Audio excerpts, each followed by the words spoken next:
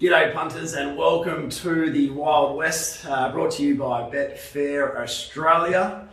Cripper, are we more excited about this week's card than we were last week? Terry, I am, for the sole purpose of the wind direction. So we are Saturday, we got a nice hot day, and more importantly there's a easterly or southeasterly wind blowing, which should mean leaders are, I reckon, in for a pretty good day, which straight away excites me. Haven't even haven't looked at the card yet, but straight away from that I am excited. So what about yourself? I'm looking forward to it. Always looking forward to it. This time of the year, it's grand final day. You got plans for grand final day? I reckon we'll watch the game somewhere and see what happens. Have a couple of quiet ones. Yeah, you got to get into it. But no, it's an exciting card. We'll have a look at last week's card first, before we jump in. Not much I really want to talk about from last week, to be honest with you. I had an absolute mare last week personally. So just trying to forget that it ever occurred. But we kicked off early. I was very, very bullish without reason. Tipped it at the 4, jumped about 3, so we got half the battle right. Exactly. What did I say? Dan? It's rare that I'm going to call you Dan, but what did I say I wanted Geordie to do? You just wanted a genuine tempo. A genuine tempo, yeah. A genuine tempo. Did I get my genuine tempo? I wouldn't call it genuine, no. No, I wouldn't call it genuine. So, a little bit disappointed that they went below 20 with the best stayer in the field when he could have just rolled to the top and probably won by 7, I reckon, if they do that. That might be a slight exaggeration, but slightly disappointed. But anyway, we move on to Great Shot. Yeah.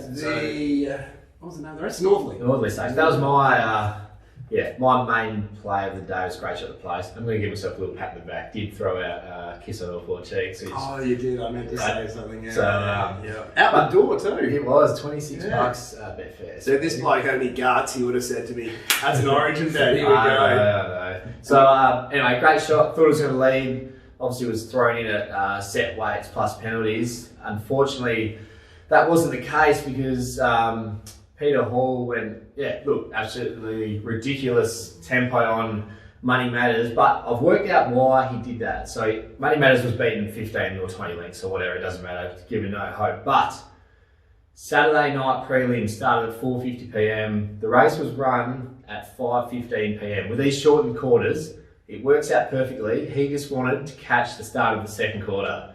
Maybe he had a first goal scorer for the second quarter. Same game multi, maybe? Same game multi. So that's so fair enough too. Mate. We don't want to miss the prelim final, do we? No, understandable. Well done, Hawley. But in the process, wrecked Great Shot's chances. Actually ran quite well considering. Yeah, it's a horse that's never run a race when it hasn't led in the past. So I thought it went well. Yeah. So that was not a good result for me on a pretty quiet day, but. What can you do? Then we'll move on to... I don't want to move on to the last. I touched 2 $4 pops and couldn't get a result. So, Bad Wolf dove through, grabbed position of power. On the turn, the only horse you wanted to be on was Moshard, I would have thought. And just simply didn't let down, as I'd hoped. Mitch Payton could get Taxigama over the line at 12,000 to 1, but couldn't get Moshard. Not that he rode Moshard at 10 out of 10, in all fairness. That just didn't go at the end of the day. So it capped off, and by that stage of the day, I was down in Bustleton, and we'd hopped into him a bit early. So the bullishness gets up by the stage of proceedings. So it's ended a pretty ordinary day. But the best part is we have next week. Exactly. So. Moshard's becoming a bit of a horse where still want to say it's a non-winner, but it seems to suck you in and just doesn't really deliver. Anyway, it spits me out. Exactly. All right, I'm going, my ride of the day, I'm going with Rail Ramoli on Special Choice. Look, not the hardest ride you've ever seen, but the way the track was playing, especially early, we had it's our Betfair late of the day, so he caught us by surprise. He was positive early, landed outside the leader, which I don't think anyone predicted him to be there, and from there was got the job done. So well done to Lucky.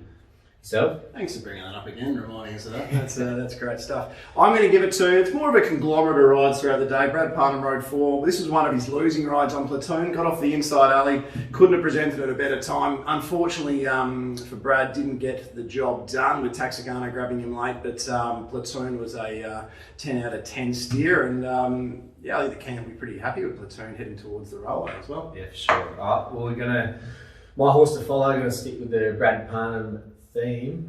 Brad rode Leach Street, didn't he? Yep. Yeah. Kissing all 4 cheeks. Yeah. Danny Morton trained, who's flying. Leach Street. jumped with him, jumped as well as anything, had to be restrained from the wide gate, still didn't end up finding any cover, it was 3 deep, but ran some super late sectionals, and yeah, I couldn't believe that horse, how good it went. So I've seen, I noticed there's been a bit of early backing for the Winterbottom. It's in at about $21, so yeah, Late Street looks like he come back in super order and in for a big prep. Yeah, I don't know if they'll be competitive weight for age, but understandable. That was something to win, wasn't it? That was probably the win of the day. One I'm going to follow up on, it's the same race, and a horse that's finished at the opposite end of the field. State Attorney, the camp has a specific plan with this bloke to keep him fresh for his runs. He's about a 3-length better horse when kept fresh and a month between runs, so we probably won't, well, ideally we don't hear from him again until something close to Railway Stakes Day on the 21st of November, or the Winterbottom Day, not in the Winterbottom, on the 28th of November. But I reckon this bloke, fresh with the right setup and probably southwesterly, can run a big race at a big price. So we're going to keep an eye and be patient waiting for State Attorney. Fair enough. All right, good start. Let's get into it. Let's get into it. All right, we're going to look at 5 races today. We're going to look at race 2, race 5, race 6, the feature with clairvoyance, the bar play with clairvoyance, and then the 8th. So you like what in race 2 kicks off? We're going to kick off in race 2. So, by the way, do you know or not? I'm not sure if you said anything. Does BJ like maidens on Saturday? Not so big. I actually did a silent protest on the podcast earlier and refused to talk about race 1 because it was that bad. So, yeah, I know that I'll end up doing the form on it tomorrow and absolutely doing my ass on the race though. Just degenerate anyway. Race 2. There's a horse called Bo Zoom. Has been racing in Victoria in Neville Parnham's satellite stable. Now, look, I'll put my hand up and say I'm the first one. I have no idea about Victorian form, so I am a bit reliant on the data, but the ratings say he's put in some super efforts over there. And I will note one thing. He ran a second to a horse called Groundswell, and I went and looked up what Groundswell's done and ran in a few group races, ran 3rd to Alligator Blood, so that form looks quite good. He comes to WA, he's been gelded, he's trialled twice. The second trial when the blinkers went on was really good. I thought they were going to get to him, and then he got hit with the stick and he really lengthened late. I thought it was pretty impressive. Draws wide, but there isn't much speed in this race. I reckon Chris Parnham will be positive. He'll either lead or find the breeze, and from there, I reckon he's up against a pretty moderate bunch. There's a few that go okay, but if he can recapture or re-emulate any of his over-east form or figures, I reckon he definitely looks the one to beat. I've marked him 250. I think there's 330 available. So look, not bet of the month or anything like that, but I think we can have a bet early in the card. Yep. Yeah, I'm obviously newer to the data, but I found it amazing having a look at this horse's figures compared to the ones over West. You would suspect that means there'll be strong money for the horse on the day, being such a strong data horse in that sense. The only thing I'll say is, I think horses like Talon and At War are going really well. They've drawn super. If this gets overbet into sort of low $2 type range, and you're looking for something of value, I think Talon and At War both deserve to be around that $5.50, $6 mark. So I've got both of them about $2.80, so it's still overs for me at that price, and I can see where Crip's coming from. Yeah. No, you're right with it. You just see so many times the data horse that's on speed just always gets back, especially easterly. Easterly. So I reckon there might be. Yep. Well, if it drifts, you'd be worried that there's saying maybe it's not good as what we think he is. So you'd expect to be strong support. Chris Palmer's actually ridden him in the past as well, which is a positive. Okay, yeah, lovely. All right, what are we going? Race 5. Race 5, the 1400 metres, and I flagged this horse a fortnight ago as one I was pretty keen on at a big price. I still reckon, I've gone back through it, and I reckon that she wins that race with some normal luck with a positive ride. I'm pretty confident she gets the job done at 30 to 1. We're not going to get that type of price today, but I think Naughty by Nature is one of your better bets on the card. Around the $5 mark, actually surprised me. I think she'll end up favourite here. I think she will. I think there'll be a lot of people willing to take on Western Pride with Lactar on a track with a big easterly. It's going to be difficult to make, we think it'll be difficult to make that ground. Surprises are often thrown up. We actually went and walked the track midweek. It was an interesting experience, just trying to enhance our went and I met Chris Station for a ripper bloke and learnt a lot, but probably still just realised how hard it is to predict track bias. There's a million and one factors that don't think I'll ever really get my head around it. No, at least we know what a petrometer is now. I had no idea before. I actually got a photo of you sticking that in. But this has got, there's a reason lot of speed in this. Kelvin, MTA, Sophie's Song, they all roll forward. I think all the speed is either fresh, weak, drawn wide. I think they'll chop at each other. Naughty by Nature is a horse that actually has really good mustering abilities. Gets out the gates, and I think she can really push up. Wouldn't surprise me if she even holds a spot back at the speed, but I think 3 pairs back is the most likely outcome. We're going to need some luck getting a gap, but I'm going to back CJP in. Important to note, CJP would have had the option of riding Western Pride to turn down a Cerise and White Runner. Suggests I reckon you might have a pretty big opinion of Naughty by Nature, and the $5 is a good bet for me, Crip. Yep, no, fair enough. I went into the race knowing how keen you'd be on it just from last start. So you tried to get it beaten? No. So I thought, I was like, this is the horse I want to be on. Yeah, I thought I marked her $4.80, so yeah, on top for me. But I reckon the race got a little bit of depth in it. Just like you said as well, might be 3 back the fence, which is, you know, you're going to need some luck. You're going to need some luck. The only thing I reckon there's a potential, so it's drawn barrier 2. Beffinger's drawn 1. They have similar gate speed. I'd love to see CJP just try and keep Beffinger on his inside and just stay 1 off the fence. He might end up being sort of 1 out, 2 back, which would be a pretty nice spot because if you look at some of her form, like her second to Superstorm, like if she can reproduce that, then she should be super hard to beat. But like I said, deep race. Good to see Kelvin back. He's one that can roll forward and pretty tough. First up 1400 might be a query. One that will probably go around really big odds is Sophie's Song. I reckon the Simon Miller horses will grow a leg now they're back at Ascot. And from barrier 4, Chloe she probably won't lead, but she might get that perfect run like box seat or the 1-1 just behind a decent tempo. And I think she's about $15 at the moment. Yeah. But I reckon you'll probably see better on the day. So maybe one for the novelties. But yeah, I'm not sure at the moment. I'm Naughty by Nature on top. I'll just really be watching what Betfair does late. Not going to be diving into the $5 early and yeah, even race. Don't know what something. The market has to compress into something. And you get 4 races to sort of figure out a pattern as well. Just playing majorly on speed, and you can get a 30-40 to 1 late Sophie's Song. That could be your go type thing. So. Yeah. Okay, race 6. This is I'm not a big follow the money person, and I was already quite bullish on this, but there's a horse called Comes the Time, which goes around for Justin Warwick. It was formerly with Brett Wilkinson. They tried to hide it to some degree in the trial, I think, but it couldn't. It wouldn't go any slower. It was a tremendous trial for a horse that's run some really nice races behind the likes of Labour Rod, Tommy Blue, Cliffs of Comfort in the past. I reckon this to me feels like they've got this horse ready to go. It was emergency 1, and funnily enough, Justin has scratched one of his other runners, so now it gets a run. It was $6 opening agency. It was $8.50 with another. Best price around now, I think, is around about $3.50. So I can't tip you into a horse at the top of its mark, but I'm expecting with the gate speed we saw in the trial that they're going to be aggressive. It's going to land on speed. And I just get the feeling this is a bit of a one guy. I love how you're talking about the fluxes in that they're confident when you know it's purely your betting. That's don't say that. I think this is the one guy. I want to save on Congreve Rocket as well, which is emergency 2. So we're going to need one more scratching. But I love with the Easterly lightweight horse. He has been freshened up. Joey has a party had the choice between Oristano and Congreve Rocket, with the latter being an emergency, and still went for the latter. Oristano's going really nicely, so I think that's a pretty good push. Happy backing the 2 horses on speed down in the weights. I think we'll probably fight it out. Yeah, no, fair enough. You've hit the nail on the head when it comes to time. No offense to Brett Wilkinson, but he's I think he only has a couple of horses. You go to Justin Warwick. I used to be critical of Justin Warwick horses pretty much under a mile, but I feel like the last 3 or 4 months he's actually been winning a few races in the sprint distance range. So you don't see him trial much better. Harvey on, there's a lot to like. The one, look, it's below my price currently, so won't be getting involved. There's one that I want to spec at big odds. So I was talking about Simon Miller's horse in the previous race. This one I'm more keen on is Lace Vinsky.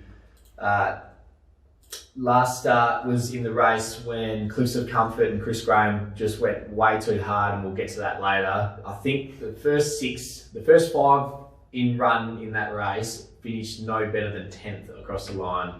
And Lace Vinsky was one of them, so it's a complete forgive run for me. His form last start, the start before that was good, and his form from last prep when he didn't have heaps of luck also reads really well. Again, he's one that's close to 20 to 1, could see better on the day. I reckon it's a big field, but I don't think there's a heap of speed. Wouldn't surprise me if Chloe can find the front, and on a day, if it's hard to make ground, I reckon Lacevinsky can give a shake at really big odds. Yeah, I don't mind that at all either. I think a key aspect with Lacevinsky is you'd love to see no more scratching. A Congreve Rocket doesn't go run. Because then, the top could be on offer. And Lacevinsky was the horse on the back of this with Testure last start, so he was getting suck. It's never a horse that's going to pick up and sprint past him. So just about put a line through that. And another roughie, I think.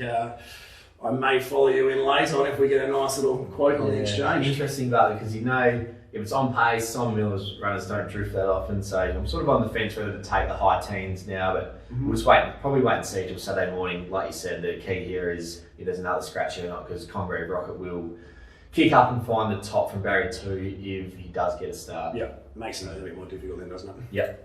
All right, the feature race of the day, the Belgravia Stakes. Interesting little addition to the Belgravia Stakes, actually. All the clairvoyance is all the rage. Understandably, she demolished basically a near identical field. A few extra Robert Peters horses come into play here, but she demolished a nearly identical field in the 3-year-old Classic over the 1,000 metres. At worst, she probably breezes, but it wouldn't surprise me if, with the blinkers off Gemma's Son, that she actually crosses Gemma's Son. They're almost happy to teach Gemma's Son to try and get a little bit further and maybe look at a Guineas or something where the Kings are for Gemma's Son and avoid continual clashes with clairvoyance. So she really should win. But I mean, the bar play going on is it's just always a cause for concern for anyone willing to take $1.45, $1.50 type thing, isn't it?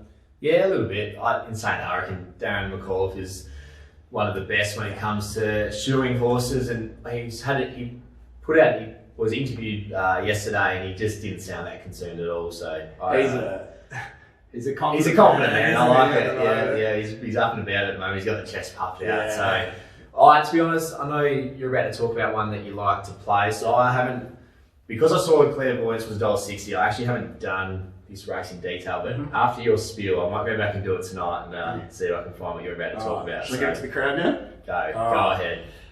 This is comfortably my best bet of the day.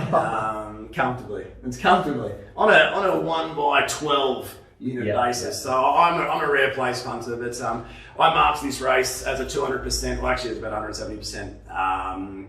Place market without clairvoyance. It should be $1.01 to run a hole, obviously. And I had Real Grace at even money. Thought Real Grace's debut was horrible. 2 runs since, 2 runs after that, one by a tick over 10 in total. Just looked like a really, really smart filly. Then came out last start, and on paper the run doesn't look that great, but she ran the quickest last 2, 4 and 6, broke 11 for the final 200 metres. She was simply in an unwinnable position on that day. Real Grace has some gate speed. She's shown gate speed in the past, so there's nothing to say here that she won't be 3 back the fence at worst. She's small chance of kicking up beyond that, but I'd say 3 back the fence at worst. Paddy Carberry goes on. Paddy Carberry, I told you this before, and you got at me a little bit. Paddy Carberry, he rides good horse as well. From 3 back the fence with Gemma's Son, Clairvoyance around, I think he'll be able to find a gap. I'm hoping he'll be able to find a gap. I think he's probably thinking and hoping are probably 2 different things, but I think it's a clear second elect, like a real standout second elect, and I'm super keen that Real Grace will run a whole. No, not my type of bet at all. No, I like the thought process. So, $3.30. That'll get me. Yeah, that'll get me without doubt. Yeah, Real Grace was huge last start, so ran the fastest splits of the day, didn't it? All of them, from nowhere position. So race on by Chantal.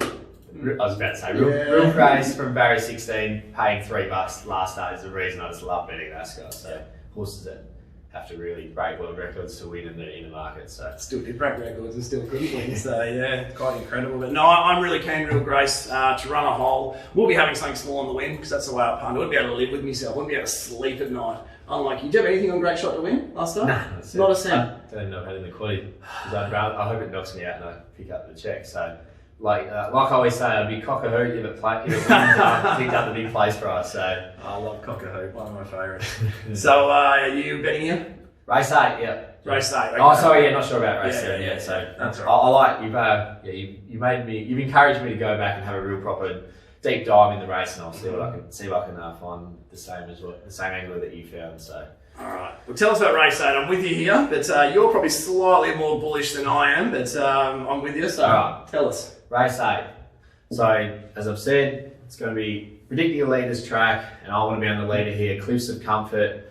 Already touched on it with Lace Finsky. Last start, dropped back to a 66 plus. Chris Graham went just way too hard. Like I said, the first 5 in running didn't finish better than 10th across the line. So they all went straight to hospital, actually. Yeah, well, I think this will test he's nearly died. So, what's I going to say to that? Where am I going with that again? I'm not sure. I just want to take a 10-second silence to rest in peace, this test does. Anyway, so I'm ruling a line through that run, Cliffs of Comfort. The start before, I was keen on him at Belmont. It was that day, really, really strong headwinds. It was probably it was the sick beat of the year for me. Was looked to have it done and dusted. Got done on the line by Celebrity Queen, who is your current race favourite. I still don't know how he lost that day. Anyway, from that, so I ruled a line through last start. From that meeting with Celebrity Queen, gets 2 kilos, but more importantly, gets back to Ascot, short and straight, and an easterly wind. Doesn't look to be a heap of speed. Should be able to find the front, and I reckon at $6, he looks a great investment. Yeah, real Ascot easterly horse, isn't he? Yeah. And there's no other, I mean, it's amazing that there's no other speed in this race. You're going to have Labour on your back, but what was I think there was a Cliffs of Comfort facing Labour on last campaign, albeit at different stages of their campaigns. Labour should be on the way up. Cliffs of Comfort, who knows, could be flattening out. But it's only a 2 kilo swing for a 2.1 length defeat, Cliffs over Labour odds. Yeah. So, it's still there. And I reckon that, so Cliffs of Comfort was having start number 2 that day, whereas Labour Rod, how many starts did Labour Rod had? 13. Probably, more having in it. Close to 10. So Cliffs of Comfort should have improved more than Labour Rod since then. Beat Labour Rod by 2 lengths, gets a 2 kilo negative weight swing, but I don't think that will be enough. Labour Rod's my second pick. I do respect Celebrity Queen, but Labour Rod, if I was going to save, would be my saver. In saying that, thought he was entitled to do a little bit more first up, so we'll need to improve on that, but should do from having the suck run on Cliffs' back and also up to 1200. But what's your price? I had Cliffs $3.90. $3.90. Okay. Yeah, yourself? Interesting. I've got Celebrity Queen 250, Cliffs of Comfort 470. So at 310, $6. I've actually played the pair. Yep. I'm actually okay playing the pair. Want to see more from Labour Rod and Chris Parham having the choice between Celebrity Queen and Long Beach.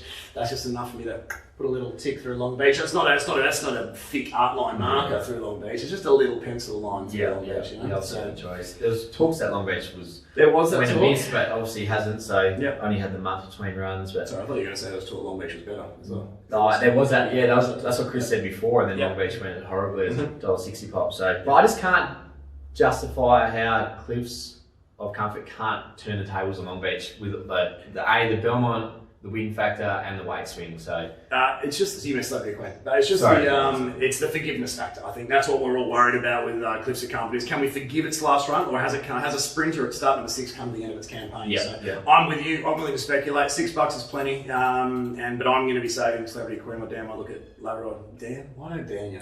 Might look at Labour Rod late. So all right, I think that'll about do us. The only other thing I want to say, if it is playing massively on pace and it easily does kick up, Cuban Twist is your only leader in the last for Mr. Peter Fernie.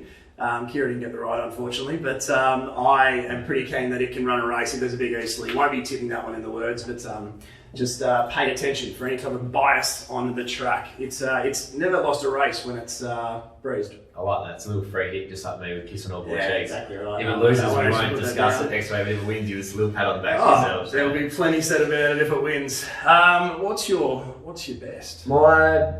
My biggest investment of the day is Bow Zoom, just because it's a shorter price, but the one I'm most looking forward to, so my best betting proposition of the day is Cliffs of Comfort at around that $5.50, $6. I reckon there'll be strong support, especially if the track plays how we think. I'm intrigued to watch Betfair for that race because Celebrity Queen's a horse that she's smashed every start. They love her. Long Beach is a horse that they bloody love. Absolutely got hammered in the races with Tester and Condor Heroes, who both took up big chunks. And then Labour Rod's the one I think might touch $8, $9. I think something has to give. And then there's Cliffs of Comfort. So I actually was under the impression Cliffs of Comfort might be the one that might give a little bit. So I think Betfair might almost follow a pattern of the day to some degree. And it is playing massively on pace. which the win would suggest it might do, Cliffs might be the supported one. But what Betfair will do, interesting, will be really for sure. Yeah, super interesting. Four real money horses. So your best is Real Grace. Real Grace the place. All right. Real Grace the place. Very good. Too easy. All right, well, that'll do it for another week. Make sure you go on Twitter, look up the 1-1 to hear a long-winded version of this card with Terry and BJ. Otherwise, if you want to see more of my stuff, having a pretty ripper month at the moment, so jump onto cripsracing.com. Otherwise, enjoy grand final day, make sure you have a few beers, and we'll see you next week. Until then, gamble responsibly.